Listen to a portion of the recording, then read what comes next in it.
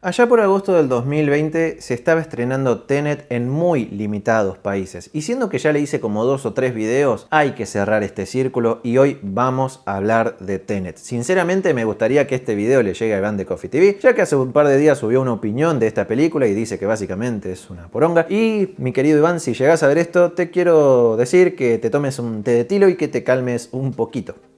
Y que te quiero mucho. Bien, es bastante difícil hablar de Tenet sin hablar de todo el contexto y todo lo que ocurrió en el medio, así que vamos a hacer un breve repaso de cómo fue que esta cosa llegó a los cines. 17 de julio de 2020 era la fecha programada para que Tenet viera la luz en las pantallas de cine. El hype que había era increíble, muchos de nosotros estábamos esperando con ansias esta película, pero de repente el coronavirus dijo: no maestro, se suspenden varias películas para el año que viene, y fue la decisión más lógica, visto hoy en retrospectiva, que pudieron tomar muchísimas productoras, directores y demás. Rápidos y Furiosos, Wonder Woman, qué sé yo cuántas películas se atrasaron, pero la cuestión es que medio mundo se paralizó y el cine con él también. Y ahora sí que lo vemos desde esta perspectiva, fue bastante lógico esa decisión. Pero no, Christopher Nolan quería que su película se estrene en cines como Dios manda, a pesar de la cuarentena, a pesar de la pandemia, a pesar de que la gente se estaba muriendo día tras día tras día de esta enfermedad de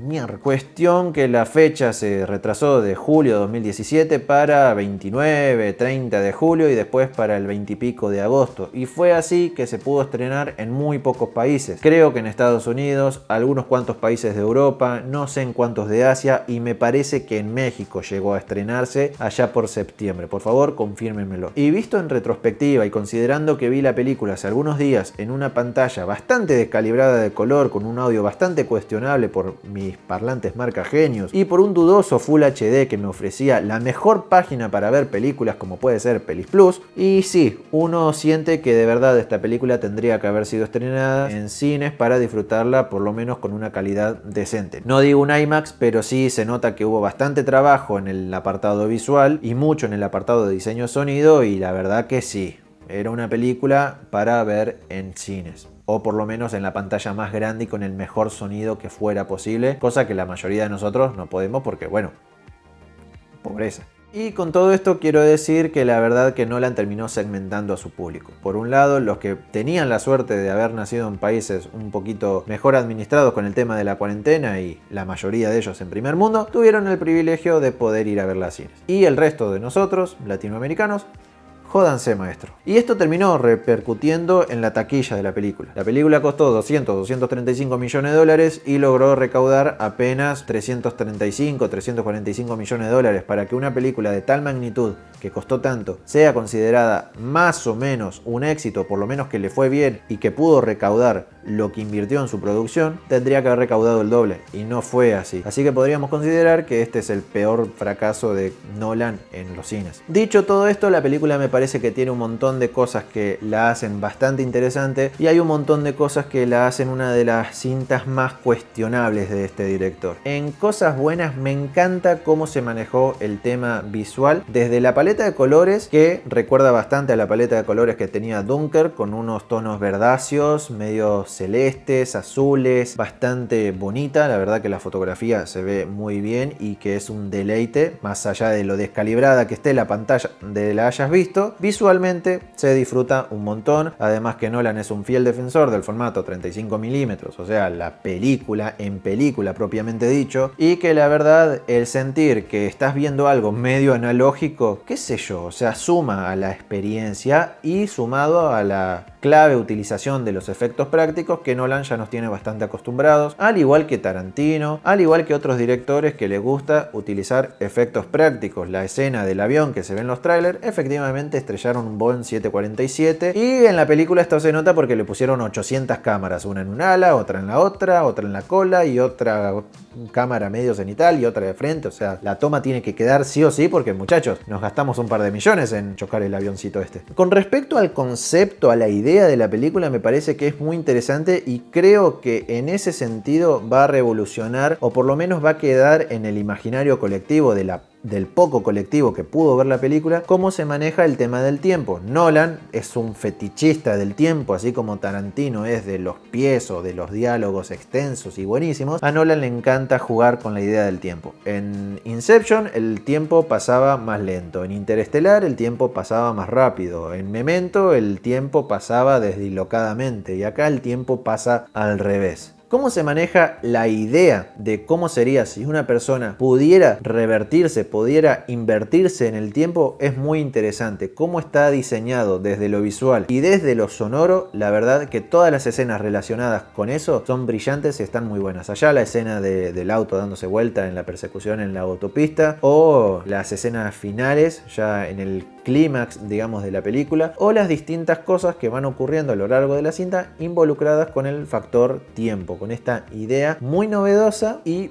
bastante bien llevada a cabo, entiendo yo, por Nolan. La película es entretenida, es muy disfrutable, pero realmente cuesta un huevo engancharle el hilo. Yo cuando estaba a 45 minutos de terminar la película, ahí entendí bien el concepto de todo. Y creo sinceramente que no sé si es por la falta de hype, porque ya había escuchado que mucha gente había hablado mal de ella, también había escuchado un montón de gente que habló maravillas sobre la película, es que esta es la película de Nolan más tibia en las emociones que termina sintiendo uno luego de verla. Después de que terminé de ver Inception me explotó la cabeza. Con Interestelar me cuestioné la existencia misma. Con Memento estuve horas pensando y tratando de entender cómo iba la historia. Si vos la entendés todas de una, felicidades maestro, pero no sería mi caso. Y así con la mayoría de las películas de Christopher Nolan. Siempre te dejan un muy buen sabor de boca, por más de que puedas cuestionar cuestiones del guión o cuestiones de desarrollo de algún que otro personaje demasiado específico, pero en general las películas de Nolan tienen la particularidad que gustan tanto a la crítica como a la audiencia, y porque él se compromete como director a hacer obras muy decentes. Él lo ha dicho en una entrevista: yo siento que el público merece respeto y que no le puedo ofrecer una historia así nomás, parafraseando lo que dijo él, ¿no? Y yo entiendo acá,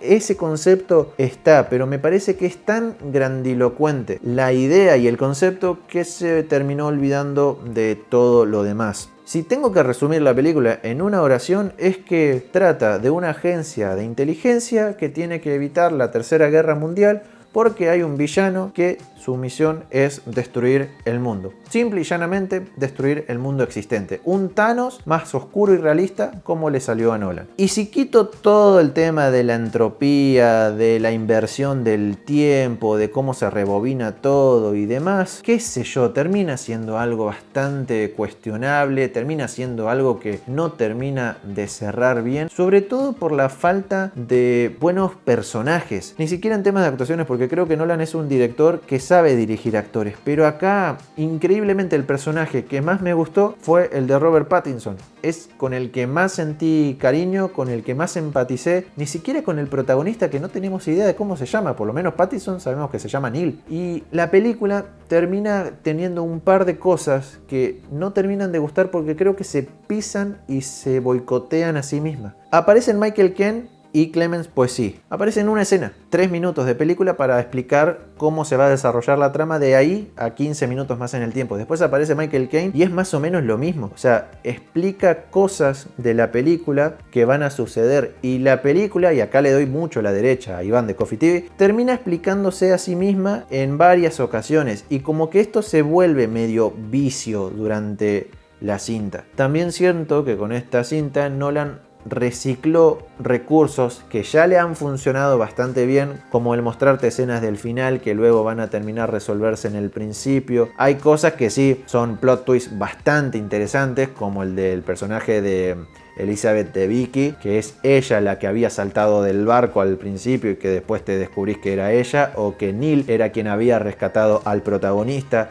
en las primeras escenas, o como que ellos, Neil y el protagonista, habían sido los que se habían atacado en el aeropuerto. Todas esas escenas, cuando son reveladas, vos decís, uff, la verdad no me la veía venir, pero después analizando un poco más y pensándola un poco mejor, te terminás dando cuenta que son recursos que ya había utilizado. Me parece que es una película muy interesante desde lo visual, porque la verdad que impacta y mucho, y supongo que en una pantalla de cine hubiese sido muchísimo mejor la experiencia. Desde lo sonoro, la banda sonora de Ludwig Göransson está bastante buena, o sea, no se extraña a Hans Zimmer. Yo creo que no hubiese sido tan diferente el estilo que le podría haber dado él, y es más, me parece que Ludwig Göransson lo que trató de hacer es simular el estilo de Zimmer en esta cinta para que no se sienta tanta en falta él. El montaje sí es medio un desastre. Hay escenas de diálogos que tienen cortes cada 5 segundos y sí, te dan ganas de decir, Nolan, ¿por qué cortás las escenas tanto? Dejales tiempo. No te digo que hagas un plano secuencia o un monólogo de 5 o 10 minutos en un plano estático, pero por favor no cortes tanto las escenas.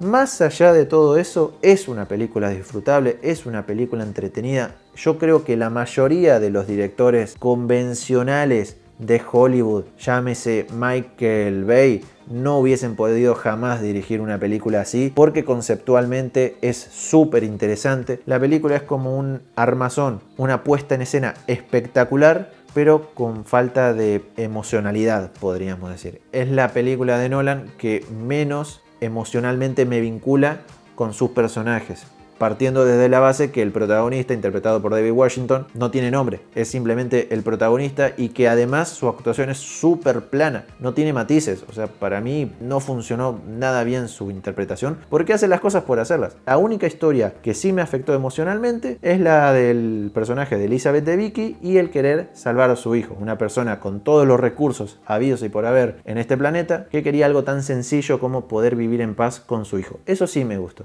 Más allá de eso, esta es mi opinión de Tenet. Díganme ustedes a ver qué les parece. La verdad ni yo sé todavía bien qué opino sobre la película, pero quería sacarme esto de encima. Próximamente se viene el video de top de películas de Christopher Nolan, de la peor a la mejor, así que esperen ese video.